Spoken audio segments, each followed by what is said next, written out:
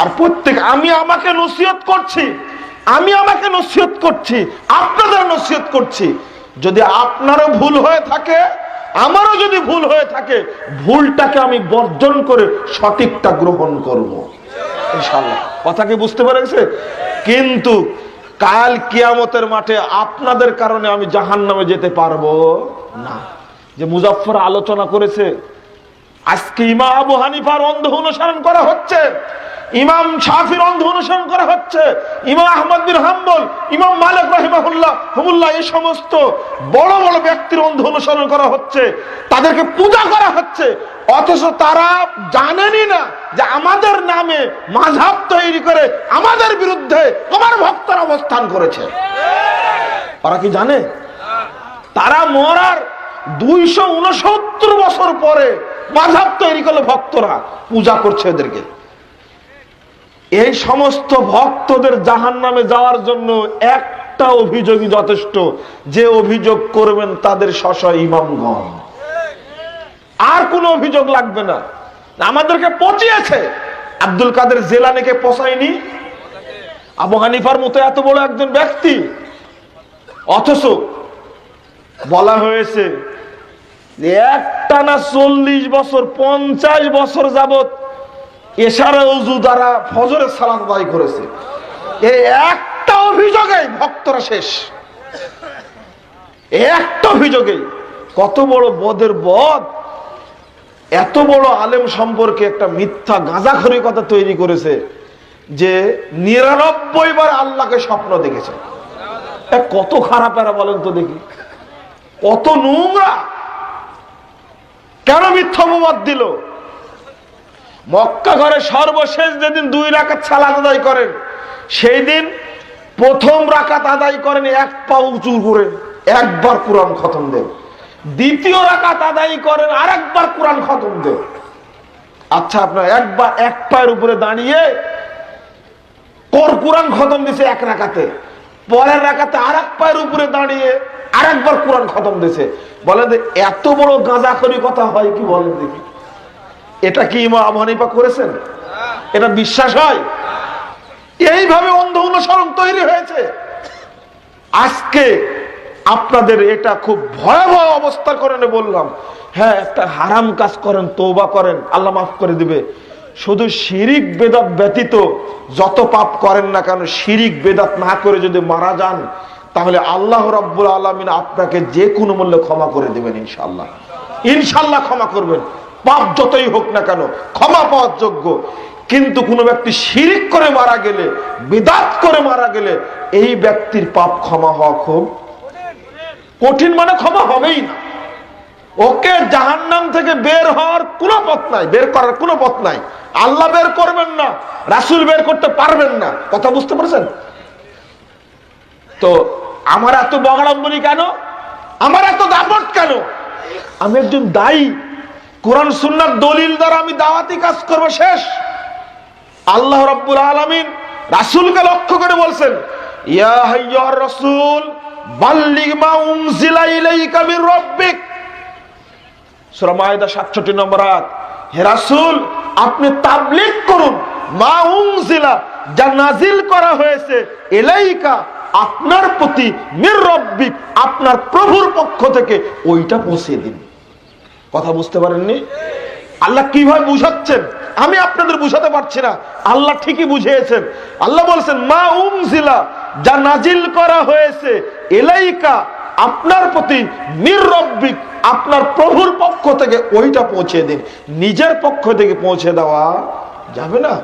অথচ আজকে আমরা আলেমদের এত দাপট জানেন, আলখেল্লা দেখলে, বড় পাগড়ি দেখলে, লম্বা দাড়ি আর বিশাল টুপি দেখলে মনে হয়, পোস্ট দেখলে মনে হয় নবীর চেয়েও বড় আলেম। কারণ নবীর চাইতে বড় আলেম হবে? নবীর কোনো ডিগ্রি ছিল? নবীর মাত্র ডিগ্রি একটা, কি? রাসূলুল্লাহ। কি? রাসূলুল্লাহ, একটা ডিগ্রি। আর হুজুরের ডিগ্রি পাগড়ির চেয়েও বড়, পাগড়ির চেয়েও বড় হুজুরের ডিগ্রি। যার কারণে রাসূলের কথাকে কিছু মনেই করেন। ওরপর রাসূল সাল্লাল্লাহু আলাইহি ওয়াসাল্লামের কাছে গিয়ে একটা গ্রাম্য মূর্খ ব্যক্তি ব্যক্তি পর্যন্ত প্রশ্ন করতে পেরেছে। আর এই হুজুর আল খেল্লাওয়ালা হুজুরদের কাছে সাধারণ মানুষ গিয়ে কিছু জিজ্ঞেস করবে সুযোগ নাই।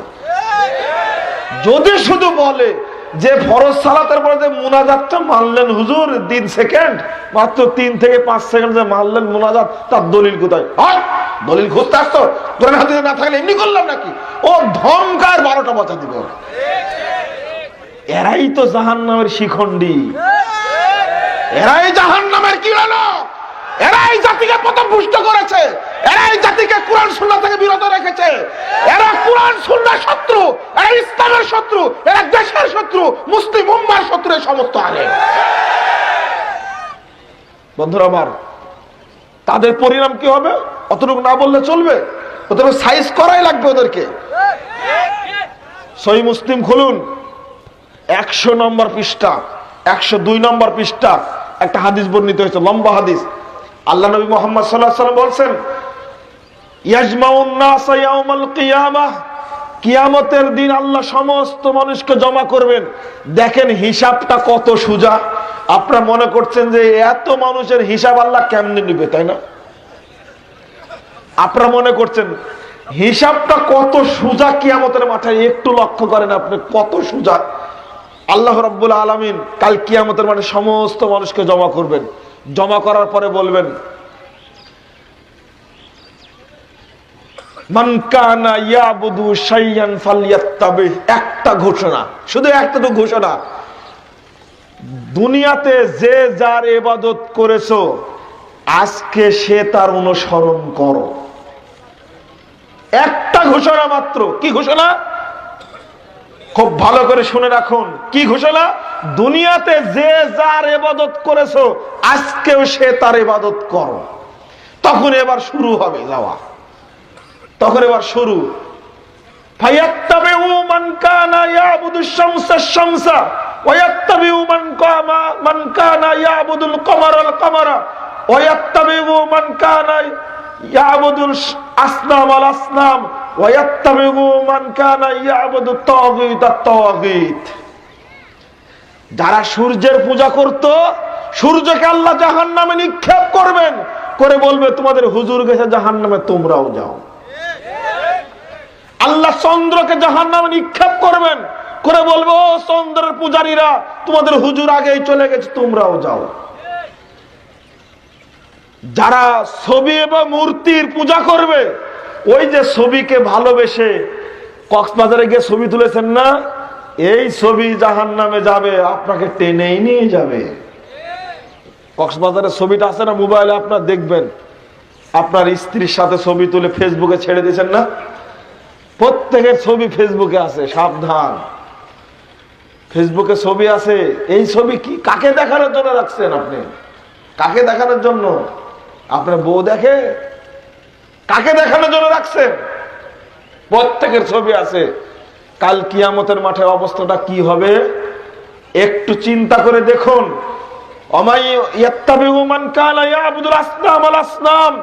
যে ছবি মূর্তির পূজা করেছে, আজকে বাংলাদেশে যত মূর্তি পূজা চলছে, কাল কিয়ামতের মাঠে এক ঘোষণাতে সব একদিকে হয়ে যাবে। খুব বেশি দেরি লাগবে না, না না না, 1 সেকেন্ডে সব আলাদা হয়ে যাবে। তারপরের বাক্যটা হলো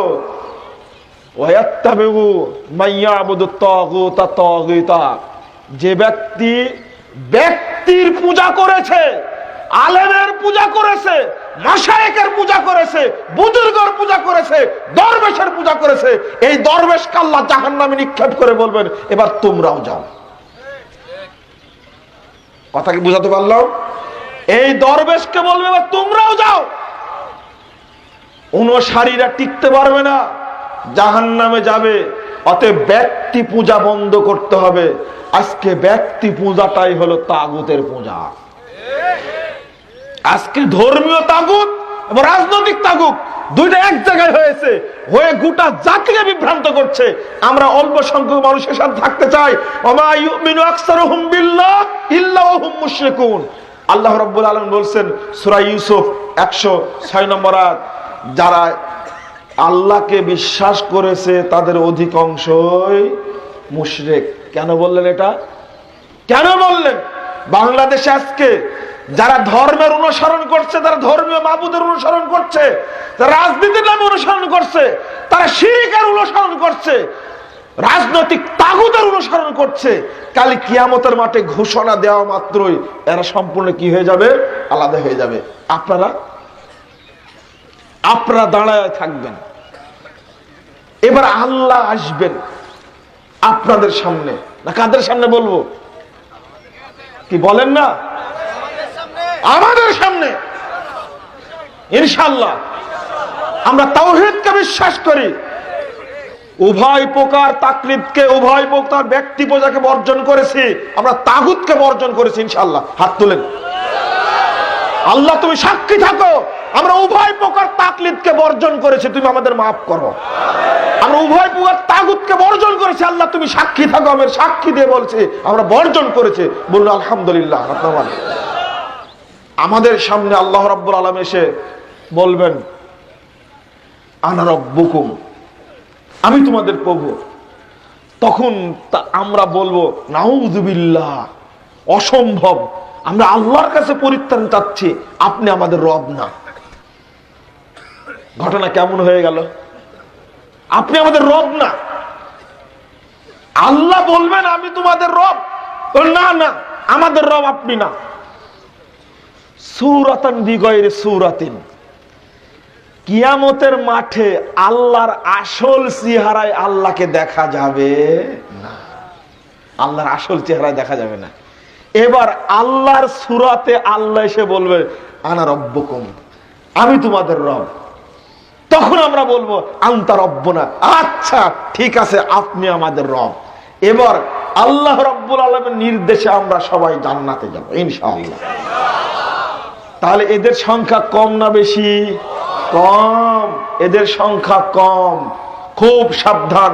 এই হাদিসটাতে এত ভয় লাগে যে এই ঘোষণার মধ্যে পড়ে যায় কিনা, কথা বুঝতে পারেন না? ঘোষণা দিলে তো অটো চলে যেতে হবে, তাই না? অটো চলে যেতে হবে, কোনো উপায় থাকবে না। আচ্ছা বলেন তো, হিসাবটা সহজ হলো না কঠিন হলো? এক ঘোষণাতেই সব শেষ, এক ঘোষণাতেই সব শেষ।